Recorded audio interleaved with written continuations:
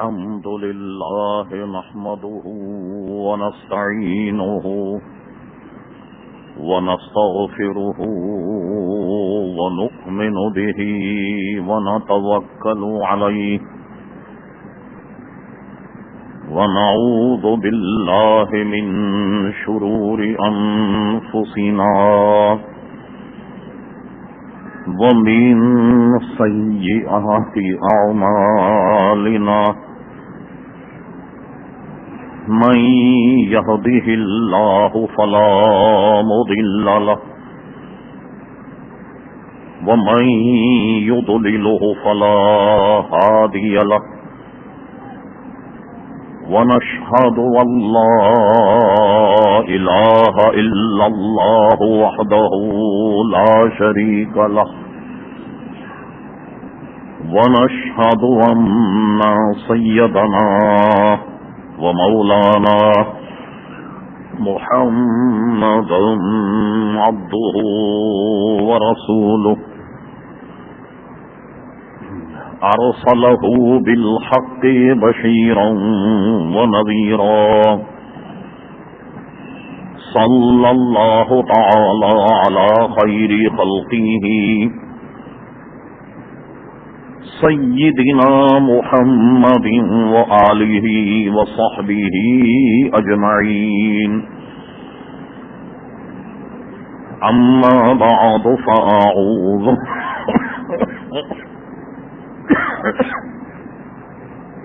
فأعوذ بالله من الشيطان الرجيم بسم الله الرحمن الرحيم وَإِذْ يَرْفَعُ إِبْرَاهِيمُ الْقَوَاعِدَ مِنَ الْبَيْتِ وَإِسْمَاعِيلُ رَبَّنَا تَقَبَّلْ مِنَّا إِنَّكَ أَنْتَ السَّمِيعُ الْعَلِيمُ صدق الله مولانا العظيم وصدق رسوله النبي الكريم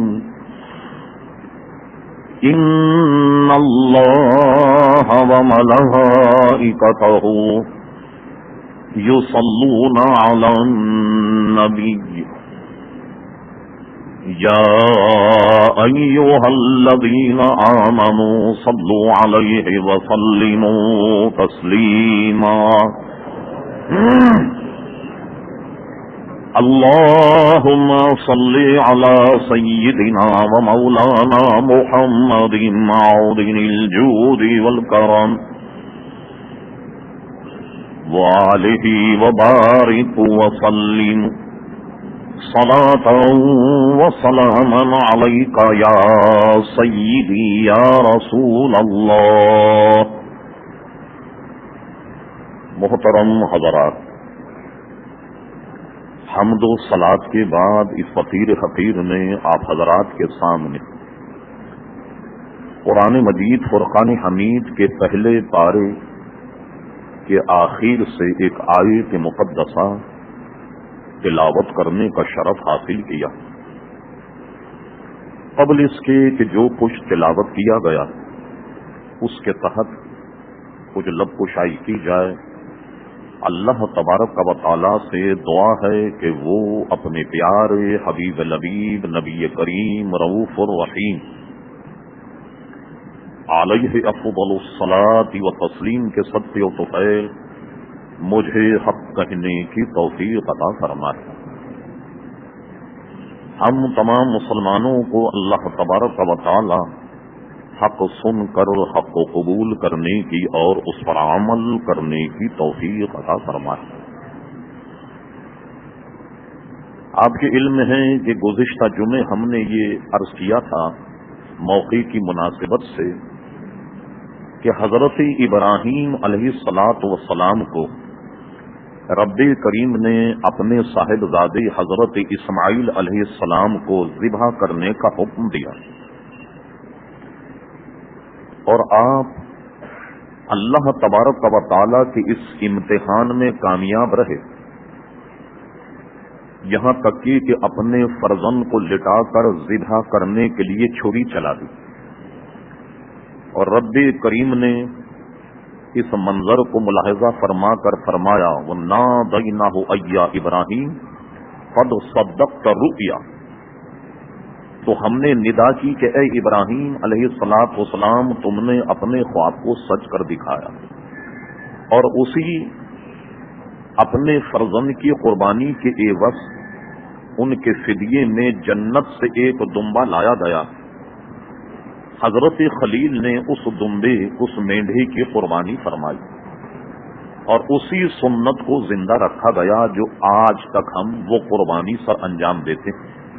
اللہ تبارک و تعالیٰ سے دعا ہے کہ جنہوں نے بھی قربانیاں دیں، سب کی قربانیوں کو اللہ تعالیٰ اپنے حبیب کے صدقے میں اپنے دربار میں قبول فرمائے۔ اس وقت آپ جانتے ہیں کہ تمام حاجی حضرات مکہ میں بیت اللہ شریف کے طواف میں مشغول ہیں اور اپنے اپنے وطن روانہ ہونے کی تیاری کر رہے ہیں۔ ظاہر ہے کہ جب بھی لفظ حج یا اس کا نام لیا جائے تو بیت اللہ شریف کا منظر آدمی کے سامنے آ جاتا ہے، تو ہم نے مناسب سمجھا کہ آج صرف بیت اللہ شریف کی ایک تاریخی حیثیت کو بیان کیا جائے کہ بیت اللہ شریف ہے کیا، ایک بات، اور یہ کہ اس کی ضرورت کیوں ہے۔ اگرچہ مضمون طویل ہے اور آپ جانتے ہیں کہ وقت مختصر ہوتا ہے، یہ پوری دنیا کے مسلمان ایک سم نماز کیوں پڑھتے؟ نئی تہذیب کے بعد عقل کے پجاری یہ کہتے ہیں کہ اللہ تبارک و تعالی علم و قدرت سے جب ہر جگہ جہاں جی چاہے نماز پڑھ لو، جدھر منہ کر کے چاہے نماز پڑھ لو، ہماری یہاں شریعت میں نماز کی جو شرائط، جیسے طہارت ایک شرط ہے، وقت ایک شرط ہے، اسی طریقے سے محترم حضرات استقبال قبلہ بھی شرط۔ بغیر قبلے کی جانب منہ کیے نماز ہوگی ہی نہیں، یہ مسئلہ تقریباً سب مسلمان جانتے ہیں۔ آئیے اگر نئی تحقیق کو ہم یہ کہنے لگ جائیں کہ صاحب جہاں چاہے منہ کر کے نماز پڑھ لیں، آپ دنیا اور اس کی مساجد کو تو چھوڑ دیں، صرف اس مسجد کے حال میں اگر یہ اعلان ہو جائے کہ آپ کی جدھر طبیعت چاہے منہ کر کے نماز پڑھیں، تو مجھے بتائیے اس چوکونڈے حال کا نظم برقرار رہے گا؟ ہرگز برقرار نہیں رہے گا۔ اس لیے سارے مسلمان جب نماز پڑھیں تو سب کا رخ کعبے کی طرف۔ یہ مسلمانوں میں اس سے بڑھ کر یکجہتی اور نظم کی کیا مثال ہوگی کہ کوئی چین کا رہنے والا ہے، کوئی روس کا رہنے والا، کوئی عرب کا، کوئی عجم کا، کوئی کہیں کا، کوئی کہیں کا، مگر جب اللہ کے دربار میں آئیں تو سب کا رخ ایک ہو اور سب کی زبان ایک ہو۔ ظاہر ہے کہ غیر عربی میں ہم نماز تو نہیں پڑھ سکتے، اس لیے اس نظم کو برقرار رکھنے کے لیے قبلے کی سمت کا تعین بے حد ضروری ہے، بغیر اس کے عبادت کا نظم برقرار نہیں رہ سکتا۔ یہ ایک الگ بحث ہے۔ اب آئیے تعمیر کعبے سے متعلق جو قرآن میں نص، وہ یہی ہے جو آیت میں نے تلاوت کی۔ ارشاد باری تعالیٰ ہوا وَإِذْ يَرْفَعُ إِبْرَاهِيمُ الْقَوَاعِدَ مِنَ الْبَيْتِ وَإِسْمَاعِيلُ، کہ جب ابراہیم علیہ الصلاۃ والسلام اور حضرت اسماعیل علیہ الصلاۃ والسلام کعبے کی دیواروں کو جب بلند کر رہے تھے تو دیواروں کو بلند کرتے کرتے دونوں باپ بیٹے اللہ کے دربار میں یہ دعا کرتے تھے، ربنا تقبل منا انک انت السمیع العلیم، اے اللہ تبارک و تعالی ہماری اس صحیح ہماری کوشش کو اپنے دربار میں قبول فرما، بے شک تو سننے والا اور جاننے والا ہے۔ یہ دعا کرتے جاتے اور کعبے کی دیواروں کو بلند کرتے جاتے۔ ایک ذہن میں تصور جمائیے وہ کیسی عمارت ہوگی کہ ایک اللہ کا نبی گارا ملا رہا اور ایک اللہ کا نبی سامنے سے پتھر لا کر اپنے والد کو دے رہا، اور دونوں باپ بیٹے اس عمارت کو تیار کر رہے ہوں۔ اس عمارت کا نام اللہ کا گھر اور کعبۃ اللہ ہے۔ سبحان اللہ۔ اب آئیے اس کی تاریخی حیثیت، یہ مفسرین کے اقوال ہیں جو میں عرض کر رہا ہوں، اس پر لیدے بھی ہے۔ کہتے ہیں کہ حضرت آدم علیہ السلام جنت میں تھے، اور جنت سے جب زمین پر تشریف لائے، بعض احمق اس کا ترجمہ یہ کرتے ہم اہل سنت اور اپنے عقائد اور نظریات پر کسی کو ڈاکہ مارنے نہیں دیں گے۔ عموماً لوگ جو زبان احتیاط سے استعمال نہیں کرتے کہ جی وہ آدم علیہ السلام سے ایک گناہ ہو گیا اور وہ جناب جنت سے نکال دیے گئے، اللہ اکبر، وہ جنت سے نکالے نہیں گئے بلکہ جنت سے زمین پر تشریف لائے۔ اگر ان سے یہ نسیان نہ ہوتا، یہ بھول نہ ہوتی، وہ گندم نہ کھاتے تو کیا ہمیشہ جنت میں رہتے؟ یہ بات تو خود نص قرآن کے خلاف ہے، اس لیے کہ اللہ تبارک و تعالی نے فرشتوں سے جب فرمایا تو کیا فرمایا؟ انی جاعل فی الارض خلیفہ، اے فرشتوں میں زمین کے واسطے خلیفہ بنانے والا ہوں۔ وہ تو بنائے زمین کے لیے گئے تھے، لہذا وہ زمین پر تشریف لائے۔ اور ایک قول یہ ہے کہ آب کا قط بہت اونچا تھا، اور اللہ تبارک و تعالیٰ کی تصریح اور تحلیل جو فرشتے کرتے تو آپ ان کو اپنے کانوں سے سن لیا کرتے تھے۔ جب اس زمین پر جلوہ گر ہوئے اور ان کا قد جب میانہ ہوا تو ان کے کان جو اللہ کی تصریح اور تحلیل سے گویا ہمیشہ تر رہتے، تو اب حضرت آدم علیہ السلام کو خول پریشانی لاحق ہوئی، تو اللہ تبارک و تعالیٰ نے ایک قول کے مطابق حضرت آدم علیہ السلام کو ہند میں نازل فرمایا۔ ہند سے وہ چل کر کے عرب کی سرزمین پر آئے، جسے آج جدہ اور مکہ کہتے، مکہ کی سرزمین پر آئے۔ ابن کثیر نے اپنی تفسیر میں ایک قول یہ نقل کیا کہ حضرت ابراہیم علیہ السلام ہند جہاں جہاں سے چلتے ہوئے آئے، اللہ کے نبی کا جہاں جہاں قدم پڑا وہاں سب جگہ آبادی ہو گئی۔ اب پہنچے مکہ مکرمہ جسے آج ہم کہتے ہیں، وہاں اللہ تبارک و تعالیٰ نے اپنا گھر بنانے کی حضرت آدم علیہ السلام کو گویا حکم دیا۔ سب سے پہلے حضرت آدم علیہ السلام نے اللہ کا گھر بنایا، بیت اللہ شریف بنایا، اور اس میں بیٹھ کر وہ اللہ اللہ کیا کرتے، جس سے وہ جنت کے جو فرشتوں کی آوازیں جن سے آپ کے کان مانوس تھے اور بہت پریشان، اس گھر میں بیٹھ کر یا اس کے قریب بیٹھ کر عبادت کرنے میں انہیں نہایت سکون اور طمانینت حاصل ہوئی۔ اس اعتبار سے سب سے پہلے آدم علیہ السلام نے اللہ کا گھر بنایا۔ اب یہ چلتا رہا، حضرت آدم علیہ السلام وہیں موجود، اب یہاں مخلوق پھیلنی شروع ہو گئی، یہاں تک کہ حضرت نوح علیہ السلام کا جب دور آیا تو آپ نے سنا ہوگا واقعات میں کہ اللہ کے نبی نے اپنی قوم سے مایوس ہو کر کہ وہ اللہ کا پیغام نہیں مان رہے، اللہ کے نبی کی بات نہیں مان رہے، ان کے خلاف انہوں نے ایک دعا کر دی، جیسا کہ قرآن مجید میں فرمایا وَقَالَ نُوحٌ رَبِّ لَا تَذَرْ عَلَى الْأَرْضِ مِنَ الْكَافِرِينَ دَيَّارًا، اے اللہ ایک کافر کو بھی زمین پر زندہ مت چھوڑ، اِنَّكَ إِن تَذَرْهُمْ يُضِلُّوا عِبَادَكَ، اگر تو نے انہیں زندہ چھوڑا وَلَا يَلِدُوا إِلَّا فَاجِرًا كَفَّارًا، ان سے جو اولاد ہوگی وہ بھی فاجر اور کافر ہوگی۔ جب زمین نے اپنے خانے کھول دیے، چاروں طرف سے پانی آ گیا، تو کہتے ہیں اس پانی اور سیلاب میں وہ کعبہ بہ گیا۔ اس کعبے کے بہنے کے بعد اب وہ قصہ شروع ہوا، حضرت ابراہیم علیہ السلام اس زمین پر جلوہ گر ہوئے، نمرود سے آپ کا معرکہ ہوا، اور آپ نے اپنے شہر عراق بغداد اور جو پرانا قدیمی شہر ہے بابل، اس بابل کو چھوڑ کر آپ شام آ گئے۔ شام میں حکم ہوا کہ اپنے زن اور فرزند کو چٹیل میدان مکہ میں چھوڑ آؤ، یہ وہاں مکہ چھوڑنے کے لیے گئے اور وہیں یہ قربانی کا واقعہ ہوا۔ اور کبھی کبھی حضرت ابراہیم علیہ السلام شام سے مکہ مکرمہ تشریف لایا کرتے، مرتبہ تو قربانی کا واقعہ ہوا۔ ایک مرتبہ جب حضرت اسماعیل علیہ السلام جوان ہو گئے، حضرت ابراہیم علیہ السلام جب آئے تو رب کریم نے ابراہیم علیہ السلام کو اپنا گھر بنانے کی تعلیم فرمائی، ابراہیم ہمارے لیے ہمارا گھر بناؤ۔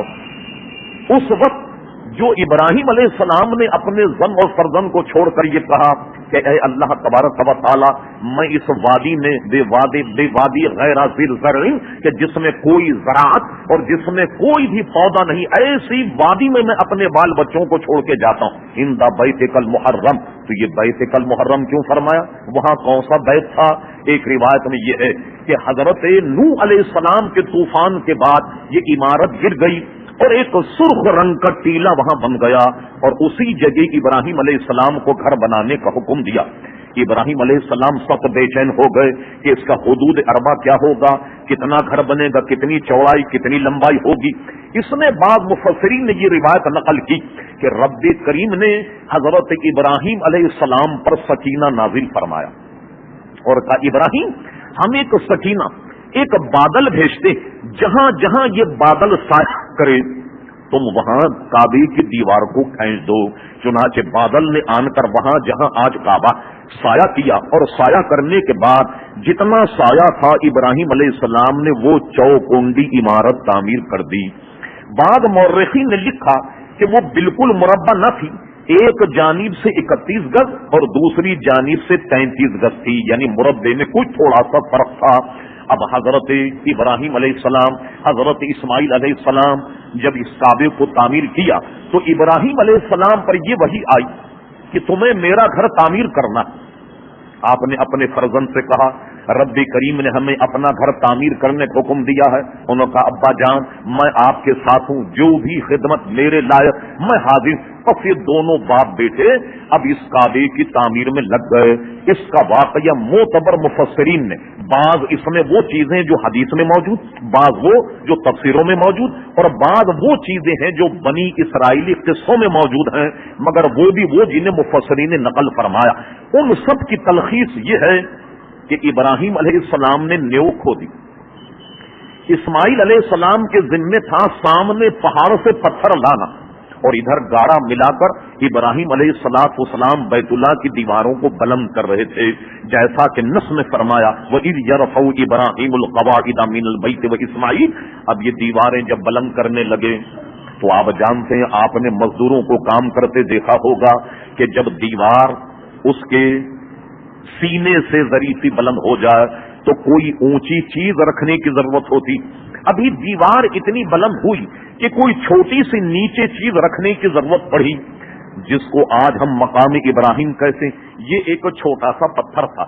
حضرت اسماعیل علیہ السلام یہ پتھر لے کر آئے اور اپنے والد ماجد کو دیا کہ آپ اس سے کھڑے ہو کر باقی جو دیوار ہے اس کو سجانا شروع کر دیں۔ حضرت ابراہیم جب اس پتھر پر کھڑے ہو کر دیوار بلند کرنے لگے، خدا کا کرنا دیکھیے کہ جتنی جتنی دیوار بلند ہوتی پتھر اتنا ہی بلند ہوتا جاتا، کوئی اور بلندی کی آپ کو ضرورت نہ رہی۔ اور جب کعبے کی عمارت مکمل ہو گئی تو وہ پتھر اپنی اصل حالت کو پہنچ گیا، اور جیسے کہ ہمارے اور آپ کے آقا نبی کریم صلی اللہ علیہ وسلم کے معجزات میں یہ بات ہے کہ آپ جب پتھر پر پیر رکھتے تو پتھر موم بن جاتا، اور اسی کے برعکس جب ریت یا بالو مٹی پر پیر رکھتے تو آپ کے پیر کا نشان نہیں بنتا۔ چنانچہ کیا ہوا، حضرت ابراہیم علیہ السلام کے ان قدموں کے، ان پیروں کے نشانات اس پتھر میں آ گئے، منقش ہو گئے۔ منقش ہونے کے بعد یہ بھی ایک مکمل عنوان، اللہ کے نبی کے پیر کا نشان تھا۔ لوگ چومتے چومتے مسح کرتے کرتے وہ آخر میں اتنا رہ گیا کہ بالکل مہین نشانات۔ اس زمانے کی حکومتوں نے کہا اگر اسی طرح لوگ اس سے مسح کرتے رہے، اس سے چومتے رہے تو اللہ کے خلیل کے نشانات جو ہیں پیر کے وہ مٹ جائیں گے، اس لیے اس کو اس زمانے میں قبا بنا کر ایک الماری میں بند کر دیا گیا کہ لوگ جو ہیں وہ خالی اس کو دیکھ لیا کریں۔ اور اس کا قصہ بھی قرآن مجید فرقان حمید میں موجود ہے۔ اللہ اکبر، جب اسلام آیا، جب لوگ ایمان کے زیور سے ممیز ہو گئے تو یہ پتھر ایک جگہ رکھا ہوا تھا۔ سب سے پہلے یہ مشورہ حضرت عمر نے دیا رضی اللہ عنہ۔ حضرت عمر نے کہا یا رسول اللہ صلی اللہ علیہ وسلم، یہ جو مقام ابراہیم ہے، یعنی یہ جو پتھر ہے جس میں اللہ کے خلیل کے قدموں کے نشانات ہیں، میرے آقا اس کو اگر اپنی جائے نماز بنا لیں، یہاں اگر ہم نماز پڑھنے لگ جائیں تو کیسا ہے؟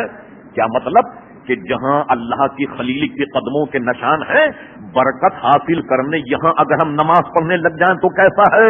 عقل و خرد کا تقاضا تو یہ تھا، توحید کے جو آج کل آپ آواز سنتے ہیں اس کے مطابق تو فتویٰ یہ دینا چاہیے تھا عمر، ابھی تو پتھروں کو پوجنا تم نے چھوڑا، ابھی تو لوگ پتھروں کی عبادت کرتے کرتے ایمان قبول کر کے آئے، اور ابھی تک تمہاری ذہنیت نہیں بدلی کہ پتھر کے قریب کہتے ہو نماز پڑھ، پھر تم پتھر کی پوجا میں لگ گئے، پھر پتھر کی قدردانی میں لگ گئے۔ نہیں، بلکہ حضور نے سکوت فرمایا۔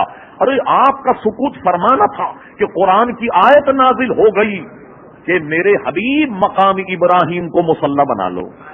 اس لیے آج جو آدمی طواف کرے اس کے لیے مستحب بہتر یہی ہے کہ طواف کرنے کے بعد طواف کے نوافل حضرت خلیل کے قدموں کے سائے میں ادا کرے۔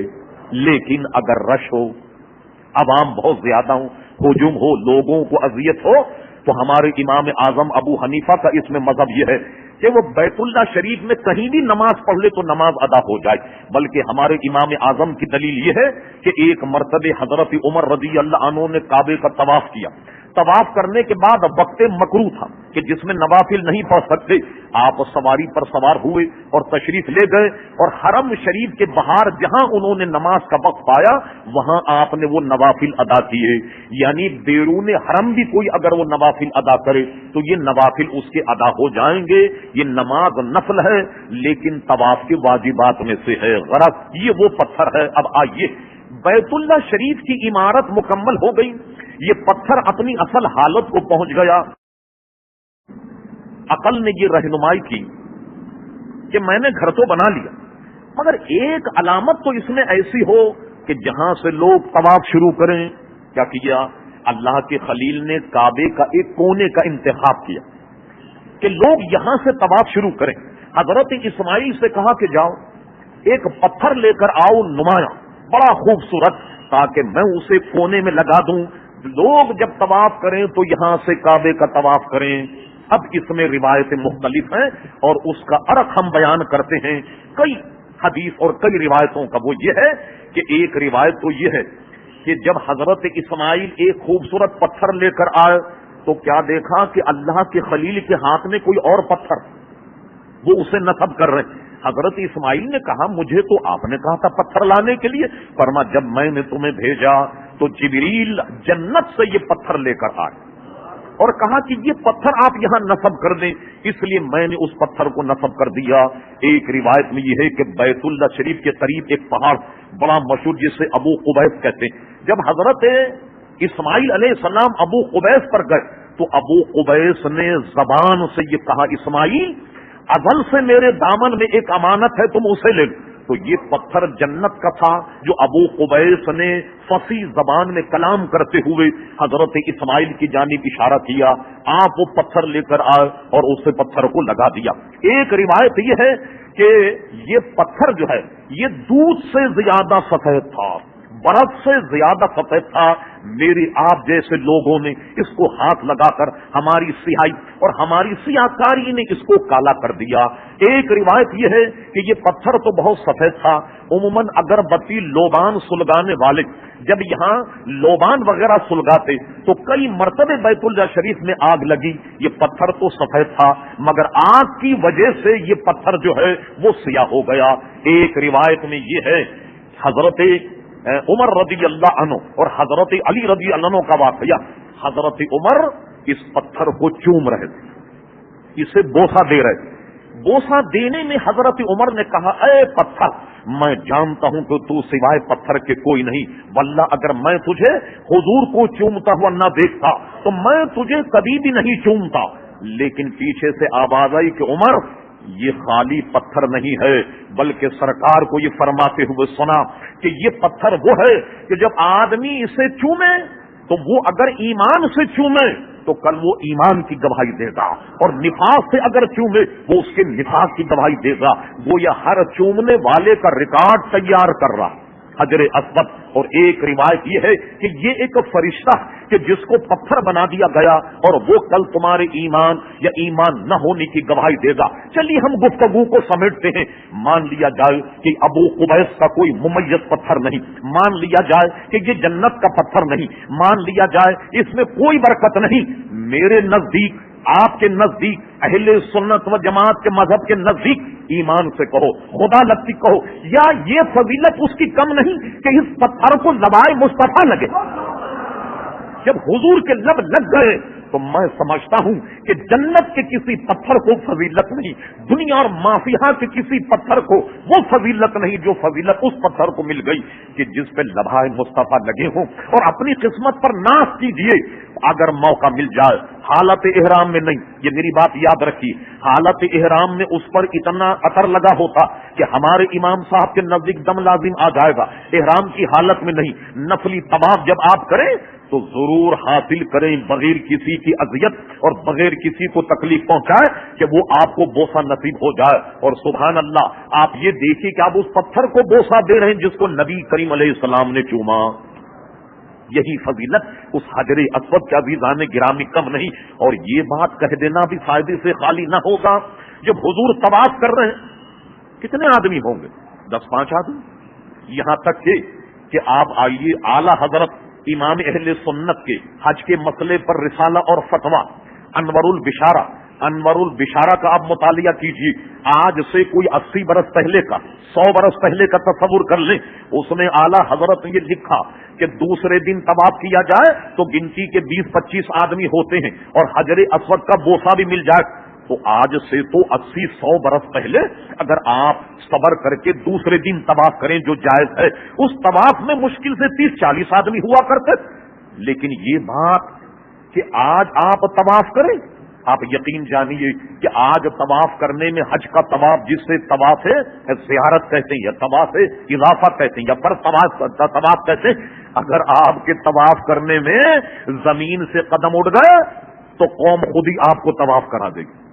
اتنا رش کے زمین پر قدم نہیں لگے، جو آدمی گر جائے اس کا اٹھنا ممکن نہیں۔ اللہ اللہ، پیارے مصطفیٰ کی نگاہ کرم کے قربان جائیے کہ جس زمانے میں 2-4 آدمی طواف کریں، وہی یہ مسئلہ بتا دیا کہ ایک زمانہ ہوگا کہ اسلام دنیا پر غالب آ جائے گا اور طواف کرنے والوں کی تعداد سینکڑوں میں نہیں، ہزاروں میں نہیں، لاکھوں میں ہوگی۔ تو انتظام یہ کر دیا کہ دیکھو میرے غلاموں، اگر کعبے کا تمہیں بوسہ نہ ملے، حجر اسود کا بوسہ نہ ملے تو خالی چھڑی سے اسے چھو لو، اسی کو چوم لو، یہ بھی استلام۔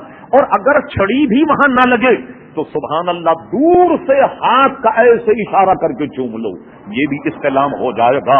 تو دیکھیے آپ 1400 پہلے سارا اہتمام، سارا انصرام پیارے مصطفیٰ صلی اللہ تعالی علیہ وسلم نے کر دیا۔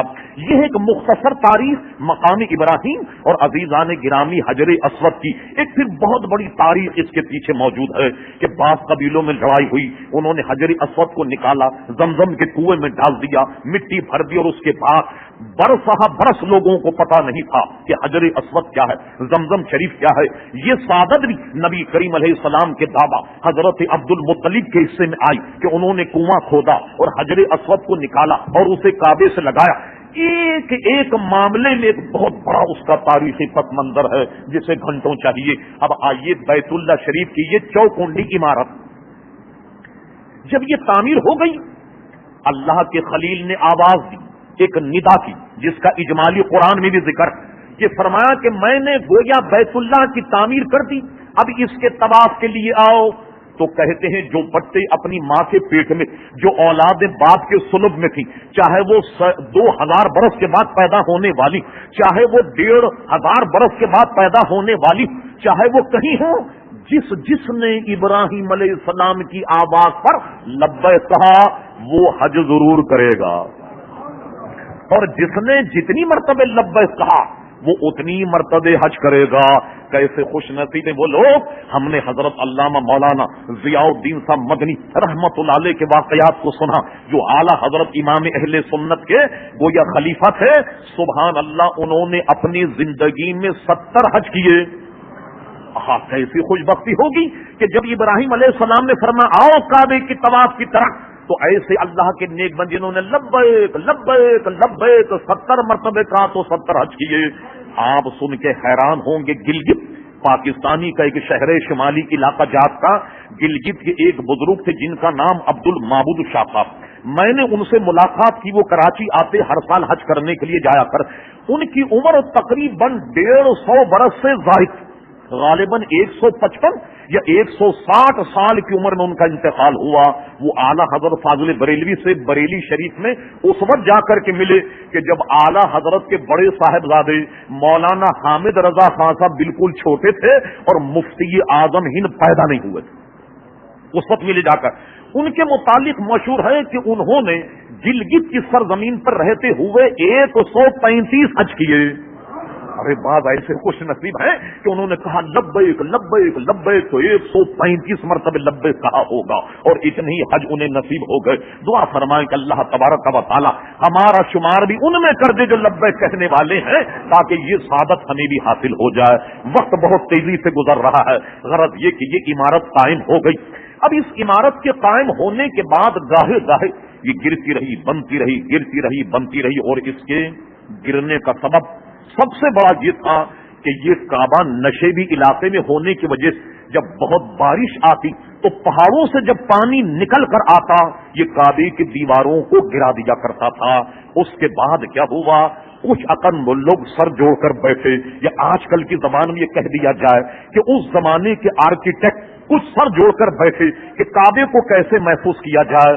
تو انہوں نے کیا حکمت عملی وضع کی کہ مشرق مغرب جنوب شمال اس طرف انہوں نے کیا کیا, کعبے کے کونے بنا دیے تاکہ موسم کا جو ہے وہ مقابلہ بجائے دیوار کے جب کونے میں وہ تبدیل ہو جائے تو عبارت مضبوط ہو جائے. اور یہی آرکیٹیکٹ کا فن تھا کہ پرانے زمانے میں آپ نے دیکھا کہ لینٹر نہیں ہوا کرتے تھے, اس طرح کی محراب بنانے کے بعد پوری عمارتیں بن جایا کرتی تھیں کہ جس کو ڈاٹ کہتے تھے, اور گولائی میں انڈا نما بنانے کے بعد پوری عمارتیں کھڑی ہو جایا کرتی تھیں. جب انہوں نے ہر سم کعبے کے کونے کو کر دیا نسبتاً یہ عمارت اب مضبوط ہوتی چلی گئی. اب آئیے ہم قصہ مختصر کرتے. نبی کریم علیہ السلام کی عمر شریفہ 35 برس کی ہو گئی. اب کعبے میں دراریں پڑ گئیں. ضرورت اس بات کی تھی کہ کعبے کو اکثر نو بنایا جائے. ابن کثیر نے نقل کیا کہ اس زمانے میں خانے کعبے کے بیچ میں ایک گڑھا, اس گڑھے میں بے انتہا خزانے موجود تھے اور زمانے قدیم سے ایک بہت خطرناک اژدہا اس کے گرد گھوم کر اس کی حفاظت کرتا. شام کا جب وقت ہوتا تو بیت اللہ شریف کی دیوار پر باضابطہ وہ رینگتا اس طریقے سے, اور کوئی اس کے قریب آتا تو منہ کھول کر جب سانس کھینچتا یا نکالتا ہر آدمی ڈر کر اس کے قریب نہیں جاتا. اب ضرورت اس بات کی ہوئی کہ کعبے کی تعمیر کی جائے. سب لوگ بیٹھے, سب نے طے کیا کہ کعبے کو بنایا جائے. انہوں نے کہا ٹھیک ہے چلو اب اس اژدہے کا کیا کیا جائے, اللہ سے دعا کرو. آنا زمانے جاہلیت تھا, ہم نے یہ کام محض اللہ کی رضا کے لیے کرنا. یہ جب عزم مصمم کر دیا تو ابن یہ ہے کہ قدرتی طور پر ایک پرندہ آیا اور اس اژدہا کو اپنی چونچ میں اٹھا کر کے لے گیا. لوگ سمجھے کہ اللہ کی تائید ہمارے ساتھ ہے, اب کعبے کو تعمیر کیا جائے.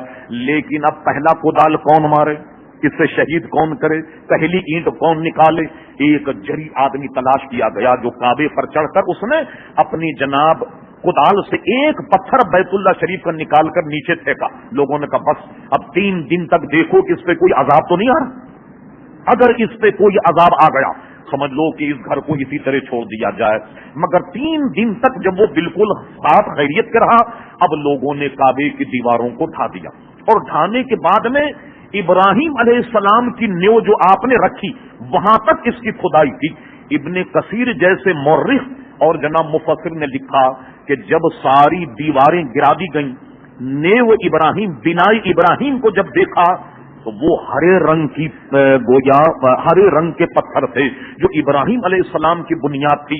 لوگوں نے سوچا کہ یہ بھی 7 برس گزر گئے, چلو اسے بھی نکال دیں. انہوں نے کدال ڈال کر جب ابراہیم علیہ السلام کی بنیاد ہرے پتھر کو نکالنا چاہا تو ابن کثیر کی روایت یہ ہے کہ پوری مکہ کی زمین ہلنے لگی. ان کا نہیں، اللہ تعالیٰ اس پہ راضی نہیں ہے۔ حضرت خلیل ہی کی بنیاد پر کعبے کو بنایا جائے، چنانچہ حضرت خلیل کی بنیاد پر کعبے کو بنا دیا گیا۔ لیجیے صاحب، کعبہ بن گیا، اور اس زمانے میں جیسا کہ آج کے زمانے میں مونچھ کا مسئلہ، اس زمانے میں مونچھ کا مسئلہ پھنس گیا۔ اب کیا ہوا، ایک قبیلہ جو تھا بنو عدی نے کہا کہ حجر اسود ہماری برادری لگائے گی تاکہ قیامت تک یہ شرف ہماری برادری کو حاصل ہو کہ ہم حجر اسود لگائیں گے، قیامت تک ہوگا کہ بنی عدی نے حجر اسود کو لگایا۔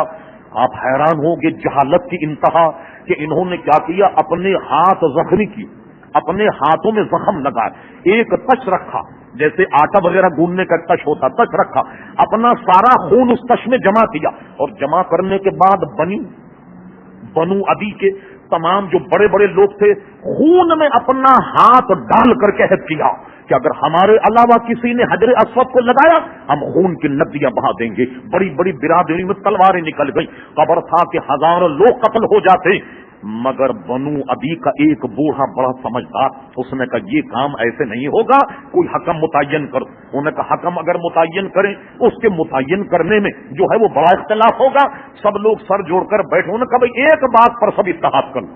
انہوں نے کہا کیا ہے وہ؟ کہنے لگے ہم 4-6 آدمی رات بھر جاگتے ہیں، سب سے پہلے جو حرم شریف میں داخل ہو وہ ہمارا حکم ہوگا۔ ان کا چلو بھائی یہ مسئلہ اگر اس طریقے سے حل ہو جائے سبحان اللہ، اور کیا بات ہو سکتی ہے۔ لیجیے اب جناب بڑے بڑے سردار پہرا دیتے رہے کہ دیکھیں اللہ صبح سب سے پہلے کون آتا، خدا کا کرنا دیکھیے کہ سب سے پہلے حرم شریف میں ہمارے آقا داخل ہوئے حضور صلی اللہ علیہ وسلم۔ بس جب آپ کے چہرے کو سرداروں نے دیکھا انہوں نے کہا یہ تو امین ہے، یہ تو صادق الوعد ہے، یہ جو فیصلہ کریں گے ہمیں منظور ہے۔ فرمایا اب میں تم میں فیصلہ کرتا ہوں، اللہ اللہ اعلان نبوت نہیں ہوا، 35 سال کی عمر ہے نبی کریم صلی اللہ علیہ وسلم کی۔ لیجیے حکمت عملی کیا بات ہے، حضور نے فرمایا اب میں تم میں فیصلہ کرتا ہوں۔ میں حکم متعین کر دیا گیا۔ فرمایا ایک چادر لا، ایک چادر لائی گئی، آپ نے اپنے ہاتھ سے حجر اسود اٹھایا اور چادر میں رکھا، اور چادر رکھنے کے بعد کہا کتنے قبیلے ہیں جن میں لڑائی؟ پتا چلا کہ 12 ہیں 14 ہیں۔ ہر قبیلے سے کہا اپنا ایک نمائندہ دے دو، ہر قبیلے نے اپنا ایک نمائندہ دے دیا۔ فرما سب کونے پکڑ لو چادر کے تاکہ سارے قبیلوں کو یہ شرف حاصل ہو جائے۔ حجر اسود چادر پر رکھا اور ہر قبیلے نے اپنے سردار کا انتخاب کیا، اور کرنے کے بعد سب نے چادر کے کونے پکڑے اور سب نے اٹھا کر کے بیت اللہ شریف پر اس کو لائے، اور حضور نے اپنے دستے ہاتھ پر سے حجر اسود نصب کر دیا۔ اس طریقے سے ہزاروں آدمی کا قتل و غارت جو ہے وہ عزیزان گرامی بچ گیا۔ اب آئیے ذرا آگے، یہ عمارت 35 میں حضور علیہ السلام کی عمر شریف 35 سال یہ عمارت بنی۔ اب آئیے اعلان نبوت ہوا۔ اعلان نبوت کے بعد ہمیں ایک حدیث ملتی ہے جس کی راوی خود ام المومنین حضرت عائشہ فرماتی ہیں کہ یہ بات حضور نے مجھ سے بیان فرمائی کہ صدیقہ اگر تیری قوم کا زمانہ ایمان لانے کا نیا نہ ہوتا تو میں کیا کرتا، میں اس کعبے کو ابراہیم علیہ السلام کی بنیادوں پر بناتا، اتنا وسیع کرتا۔ جو عمارت قریش نے بنائی وہ ذرا محدود تھی، اور اس کے 2 دروازے رکھتا، دروازے زمین بوس رکھتا، ایک جانے کا ایک نکلنے کا، یہ میری خواہش۔ لیکن اگر میں نے کہیں کعبے کو گرایا لوگ کہیں گے یہ کیسے نبی ہیں، آج تک تو کعبے کی عظمت بیان کرتے رہے اور کعبے کو گرا رہے ہیں، کوئی نہ ہو کہ مذہب سے لوگ برگشتہ ہو جائیں۔ مگر یہ حدیث حضرت صدیقہ کے پاس محفوظ تھی۔ اب آئیے ایک دور آیا، خلافت راشدہ کا دور ختم ہوا، وہ دور آیا کہ جس کو یزیدی دور کہتے ہیں۔ علامہ امام سمودی نے پورے واقعے کو اپنی کتاب وفاء الوفا میں نقل فرمایا۔ شیخ محقق شاہ عبدالحق محدث دہلوی نے اس واقعے کو اپنی کتاب جذب القلوب میں نقل فرمایا۔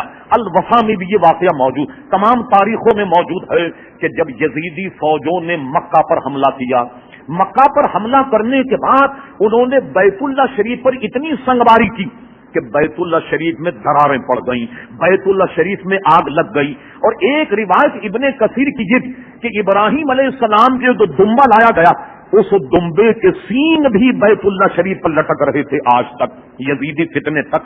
اس فتنے کو علماء مورخین نے واقعی حرہ کا نام دیا، اس میں تفصیل پڑھ لیجیے گا، اس وقت گنجائش نہیں۔ یہ سینگ بھی جل گئے، دراریں پڑ گئیں۔ عبداللہ ابن زبیر نے یزید کی فوج کا تعاقب کیا، اور جس دن یزید کی فوجوں نے بیت اللہ شریف کی بے حرمتی کی اسی دن خبر آئی کہ دمشق میں یزید مر گیا، یزید کے مرنے کی خبر آئی، عبداللہ ابن زبیر نے اپنی خلافت کا دعویٰ کیا، ان کو لوگوں نے خلیفہ مانا، ان کے ہاتھ پر بیعت کی۔ اب جب ان کے ہاتھ پر بیعت کی تو عبداللہ ابن زبیر جو حضرت صدیقہ کے سگے بھانجے تھے، انہوں نے اپنی خالہ حضرت عائشہ سے یہ حدیث سنی تھی کہ حضور کی خواہش یہ ہے، اب چونکہ کعبے کو بنانا تھا اس لیے انہوں نے جب کعبے کی بنیاد رکھی، عین نبی کریم علیہ السلام کی منشا کے مطابق کعبے کو بنا دیا۔ اب کعبے کو بنانے کے بعد ایک اور یلغار ہوئی، حجاج بن یوسف نے حملہ کیا، بڑی طویل، حضرت عبداللہ ابن زبیر کو پھانسی دے دی گئی۔ وہ بہت جری آدمی، اتنے بہادر آدمی تھے کہ ان کی بہادری کے دو راز، ایک راز تو یہ تھا کہ وہ بالکل جب چھوٹے تھے تو اس بچپن میں وہ عموماً جیسے بچے ایک بات پر بڑی رد کرتے، وہ سیف سیف سیف کرتے رہتے، تلوار تلوار تلوار۔ حضور فرماتے یا عبداللہ صبر کر، بہت بڑا واسطہ تجھے تلوار کا پڑنے والا۔ چنانچہ بے انتہا واسطہ عبداللہ ابن زبیر کا تلوار سے پڑا اور حجاج جیسی فوج سے آپ لڑے، اور یہاں تک کہ آپ کو پھانسی دے دی گئی۔ اور ایک روایت بڑی ایمان کو تازہ کرنے والی وہ یہ کہ ایک جنگ میں حضور کے کوئی زخم لگا، خون رک نہیں رہا، وہ خون کسی چیز میں جمع کیا گیا، اور خون جمع کرنے کے بعد حضور نے، بہت چھوٹے تھے عبداللہ ابن زبیر، یہ خون ان کو دیا، دینے کے بعد کہا کہ اسے کہیں ایسی جگہ ڈال آؤ کہ جہاں کوئی نہ دیکھ۔ یہ گئے اور جانے کے بعد حضور کا خون پی گئے، خون ہی پی گئے۔ اور حضور نے آنے کے بعد کہا آپ کی نظر سے کوئی چیز کیسے اوجھل رہ سکتی؟ پوچھا کہاں ڈالا ہے؟ کہا ایسی جگہ ڈال آیا کہ جہاں کوئی دیکھے گا نہیں۔ فرما مجھے لگتا ہے تو پی گیا، مجھے لگتا تو پی گیا۔ نے کہا میں نے وہ خون پی لیا۔ فرما آج سے تجھ پر جہنم کی آگ حرام ہے جس کے بدن میں میرا خون داخل ہو جائے۔ یہ تھی ان کی جرأت کی گویا باتیں کہ جس نے ان کو اتنا جری بنایا۔ غرض سے عبداللہ ابن زبیر کی فوج ہار گئی اور حجاج کا قبضہ مکے پر ہو گیا۔ حجاج نے پھر کعبے کو اسی طرح بنا دیا جیسا قریش کی تعمیر تھی، اور تعمیر قریش کرنے کے بعد ایک دن عبد الملک بن مروان جو حجاج تو اس کا گورنر، وہ اس وقت کا امیر المومنین، وہ کعبے کا طواف کر رہا تھا۔ طواف کرتے کرتے اس نے کہا عبداللہ ابن زبیر کا خدا برا کرے، تو اس نے اس میں بدعت جاری کر دی، اس کو اس طرح بنا دیا، اس طرح بنا دیا۔ یہ کہنے لگا، کوئی صحابہ طواف میں شامل تھے، انہوں نے کہا یا امیر المومنین ایسی بات نہیں ہے۔ حضرت عبداللہ ابن زبیر نے اپنی خالہ کی حدیث پر عمل کیا کہ حضور کی خواہش یہ تھی کہ میں کعبے کو ایسا بناؤں۔ تھوڑی دیر کے لیے عبد الملک سر پکڑ کر بیٹھ گیا، کہنے لگا کاش یہ حدیث اگر مجھے پہلے مل جاتی تو میں کبھی بھی کعبے کو نہیں گراتا اور اسی طریقے سے میں اسے رہنے دیتا۔